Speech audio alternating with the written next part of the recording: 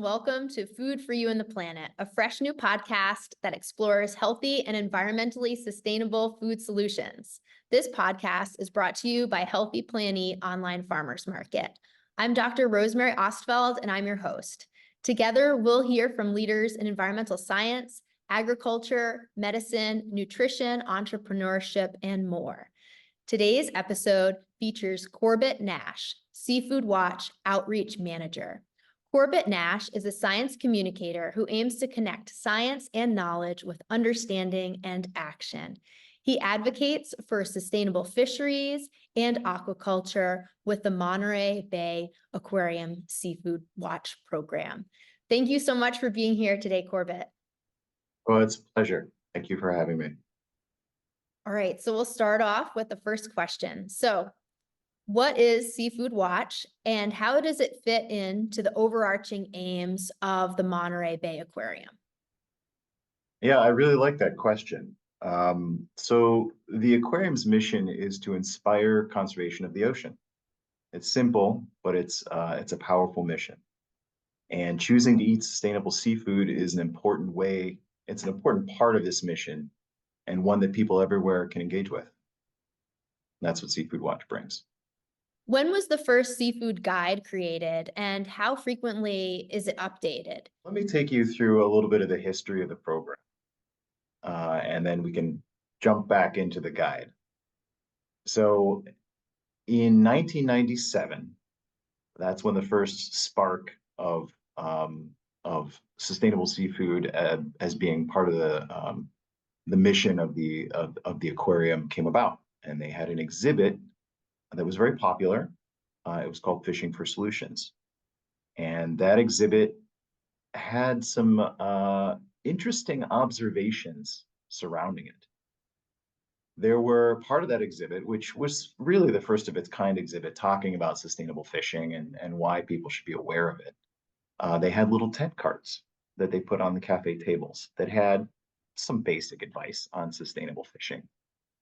These tent cards were being swiped and regularly pocketed by visitors, which is actually great. But it also demonstrated to us that there's a desire out there to learn more about sustainable fishing, and a desire out there for people to understand what they should or maybe shouldn't purchase in their own lives. And so that really is what sparked the aquarium to think about a sustainable seafood program. That was 1997. 1999, they started the Seafood Watch program. And that simultaneously, or very shortly afterward, they made our first seafood guide, which has become sort of the iconic pocket guide that everyone knows right now. And that seafood guide, I think it had 16 species on it, very simple information. It was just the beginnings of this program. But that was 25 years ago this year. We celebrate our 25th anniversary this year. We're very excited. We've come a long way. And the guides have changed too. So your original question was about the guides. They started off as, like I said, this simple little 16 species, eat them, don't eat them kind of thing. And they evolved into that that traffic light system of green, best choice, eat it, go for it. Yellow, buy it, eat it, but maybe you should realize that there are some issues with this fishery or aquaculture operation. They need to be addressed before we can really endorse it. And then red, of course, is there are issues. These issues need to be addressed before people start consuming this seafood. Now we make 10 different pocket guides for different regions in the US, including a national one on sushi specifically. 2 of the pocket guides are available in Spanish as well. We've also branched out. We have digital guides now, which you can just have on your phone to keep them handy for you while you're at the grocery store or restaurant, wherever you get your seafood. And we have something that I'm pretty excited about that we just started this last year are species guides. So if you want to know about salmon, we've got you covered. Everything that we know and we care about with salmon, we put in this one guide. We have oh, I don't know, about a dozen of them now on bivalve, salmon, trout, tilapia, a bunch of different species. Most popular species in the U.S. market is what we're focusing on. And we're gonna make a few more, but they're really popular, and we hope they're really helpful for people.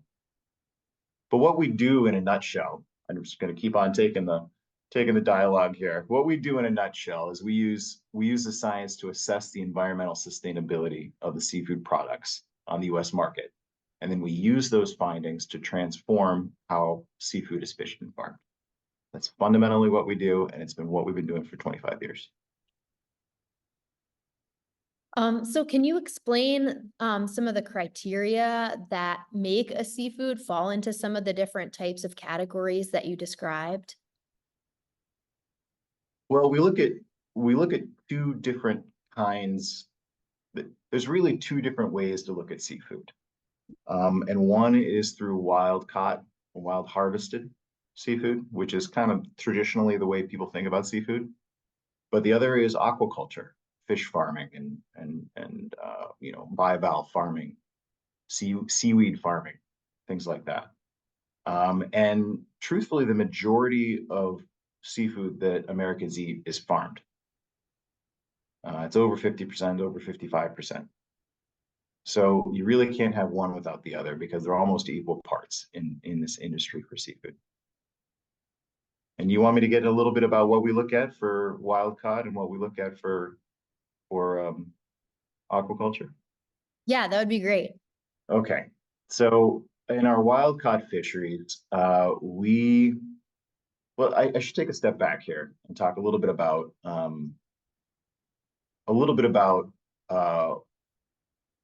where these what we do. So fundamentally, we are a ratings organization, and that's where we can make our pocket guides from the research that we do on each of these fisheries or aquaculture operations, and look at how they're performing against the standards that we set. And that's a very important point. That's the base on which this whole program sits, and it really gives us our value add to society, in my opinion. So for wild caught fishery, we look at 4 different criteria. And I should say, before I get into the criteria, that we have a whole team of analysts. I want to say 25 to 30 or so analysts that their full-time work is looking at fisheries and aquaculture operations. And they are the ones that run these assessments through the grinder and look at every little nook and cranny, every government document, every research paper, everything we can find. Plus, they reach out to the stakeholders in the industry, the fishermen, the fisherwomen, everybody involved, the farmers, certainly government agencies in regulating. Take all that information, and then we put them into a draft assessment. And on the fisheries side, that assessment covers 4 criteria. The first criteria is stock status. How is the fishery doing as far as can the fish or the species that's being harvested, can it retain its population if it's being harvested, and at what level can it retain its population if it's being harvested? Meaning, are there enough fish in the sea, basically, to keep on fishing that particular species? So that's the first thing we look at. That's a very important one. Second one we look at, equally important, is bycatch. While we're catching or harvesting these species, this is all wild now. While we're getting all these wild species, we use a lot of different methods to get them. We use pots of traps, we use different kinds of nets, we use all kinds of devices, trawling, you name it, pulling line too, all these different things. And they have different levels of impact on the non-targeted species that they catch. So we look at that. Are they catching turtles? And if they are, these turtles surviving? Are they catching mammals? Are they catching or ensnaring other animals? what kind of harm are they doing to the other species that they don't intend to catch? And this can include other fish species that are red rated for us. And so that's the bycatch. So we have stock status, we have bycatch. The third one is management measures. Are there adequate regulations in place to manage this fishery? And are those regulations enforced or enforceable? That's a really important one too. And the final one is the habitat. Is it destroying the habitat?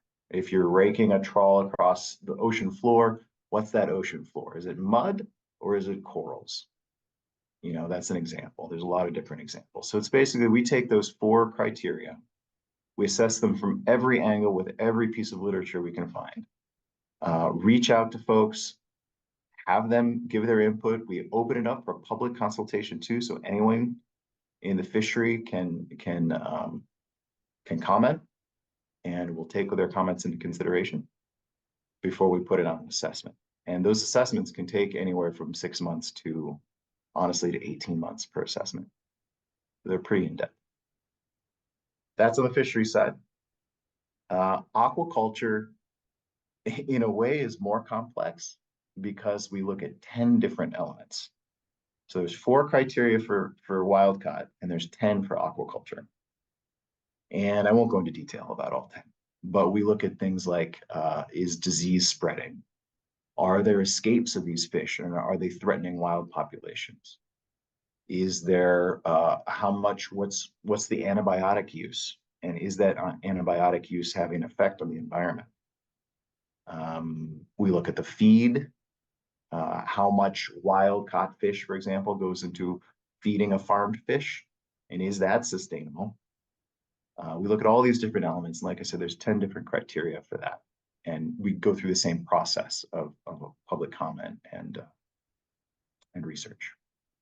So what types of academic research are you looking at to help inform some of the criteria that you are using?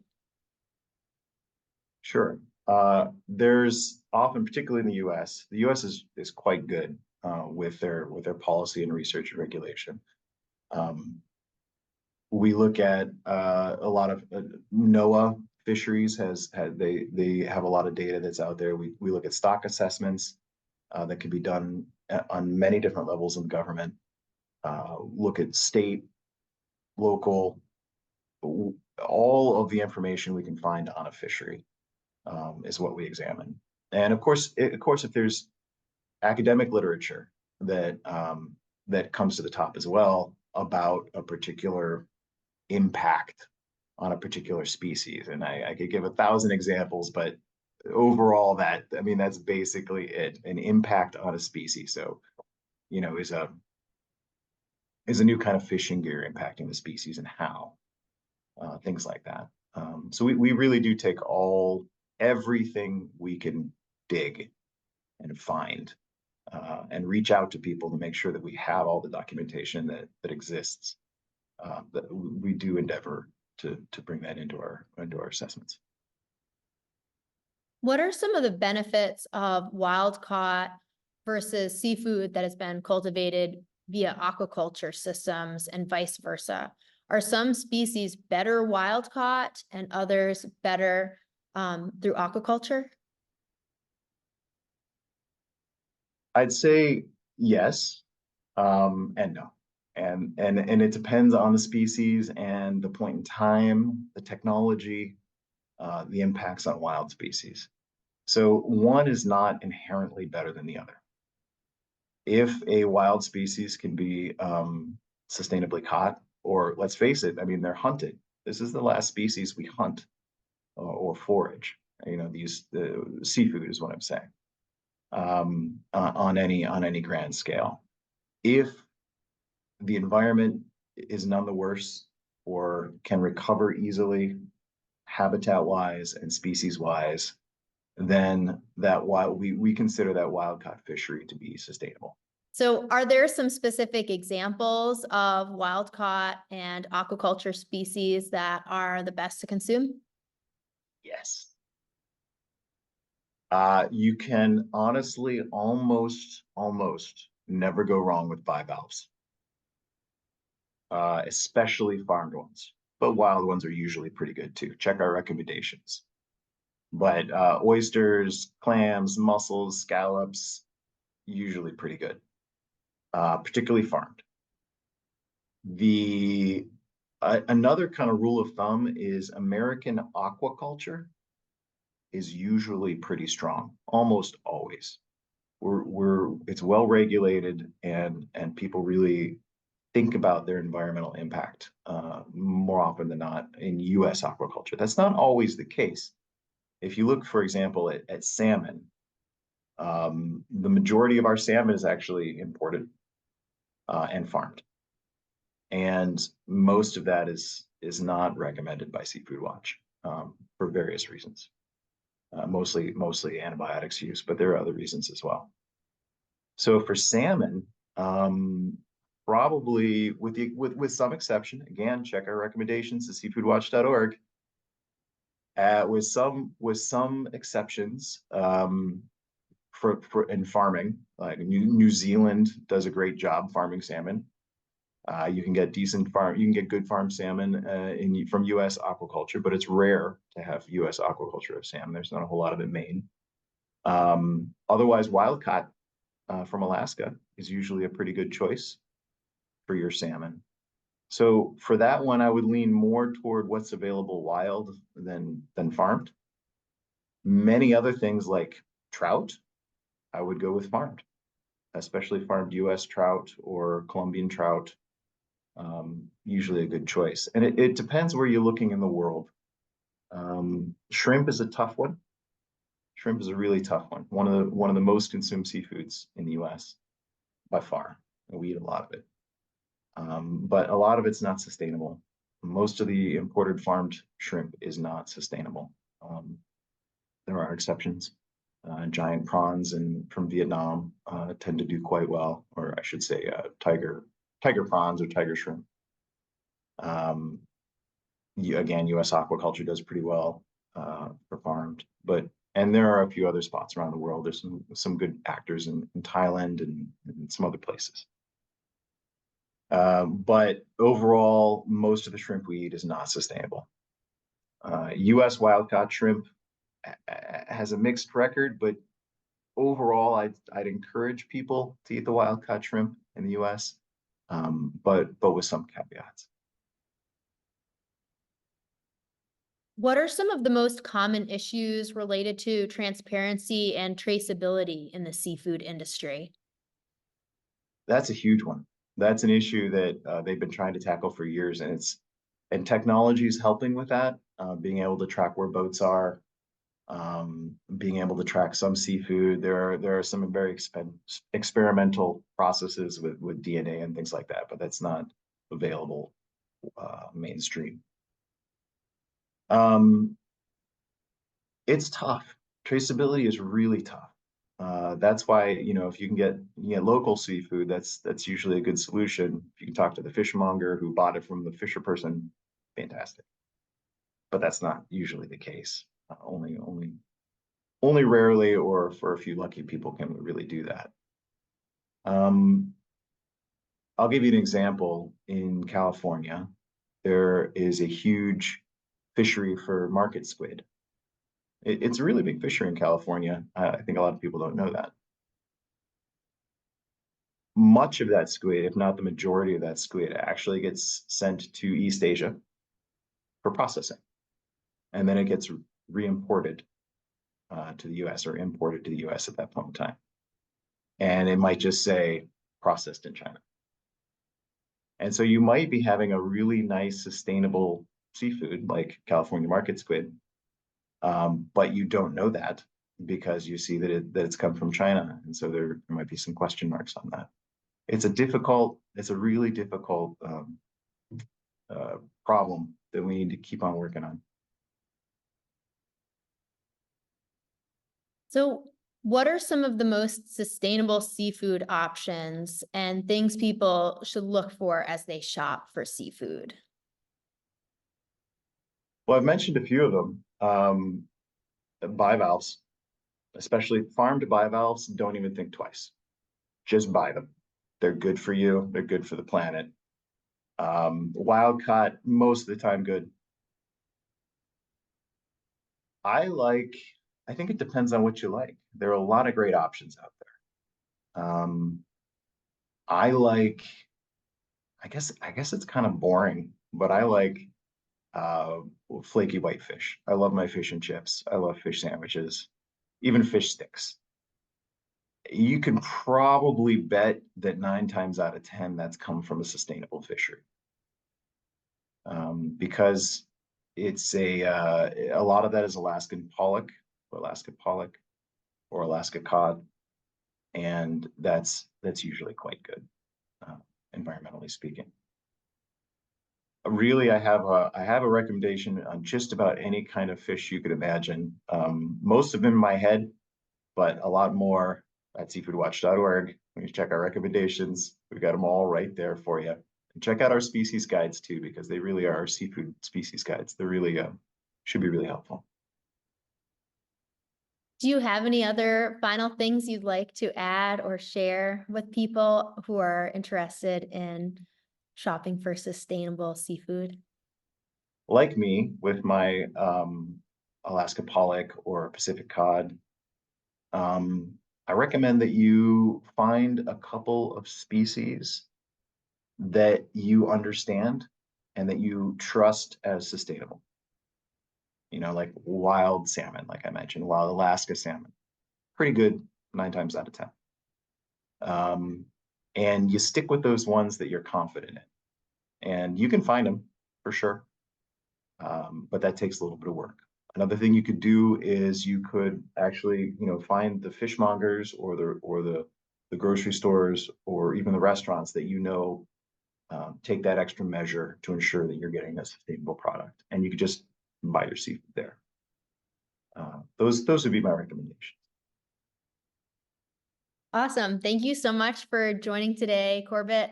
It was really cool to learn about sustainable seafood and Seafood Watch. My pleasure, Rosemary. Thanks for having me.